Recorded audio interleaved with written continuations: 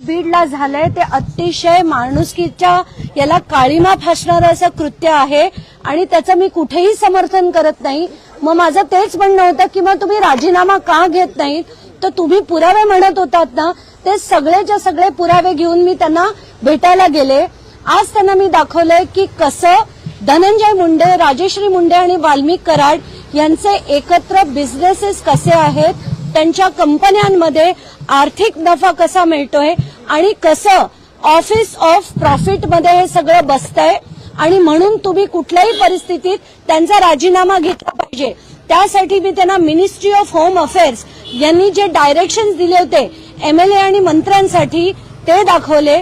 त्या व्यतिरिक्त जे रिप्रेझेंटेशन ऑफ पीपल्स ऍक्ट 1951 याच्याप्रमाणे 102(1)(a) आणि 191 हे दोन आर्टिकल्स ज्याच्यात सरळ सरळ लिहिलंय की कुठलाही आमदार किंवा मंत्री स्वतःसाठी किंवा त्याच्या घरच्यांसाठी आर्थिक नफा मिळवू शकत नाही।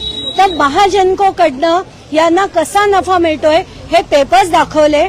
त्यानंतर त्यांना मी त्यांची असलेली दहशत आणि त्यांचे असलेले सो कॉल्ड समर्थक, जे समर्थक नाहीयेत पण ते दहशतवादी आहेत अक्षरशः, म्हणजे त्यांनी इतक्या मोठ्या प्रमाणावर जी बीडमध्ये दहशत केली आहे त्याचे सगळेच्या सगळे फोटो रील्स अगदी शांतपणे त्यांनी बघून घेतले आणि त्यांनी असं सांगितलंय की उद्या दुपारी 12 वाजता त्यांची आणि मुख्यमंत्र्यांची मीटिंग आहे आणि त्यात हे सगळे डिटेल्स जे आज मी त्यांना कागदपत्र दिलेत ते सगळीच्या सगळी कागदपत्रांवर डिस्कशन ते उद्या मुख्यमंत्र्यांबरोबर घेतील आणि पुढचा निर्णय जो आहे तो ते घेतील।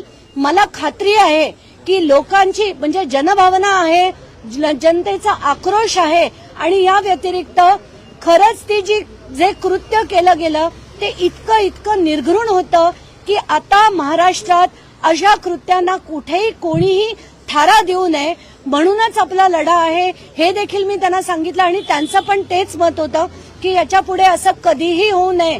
संतोष देशमुख यांच्याबरोबर जे झालेलं कृत्य आहे असं परत महाराष्ट्रात घडू नये, म्हणून मी म्हटलं की धनंजय मुंडे यांचा राजीनामा हा तातडीने घेणं आवश्यक आहे।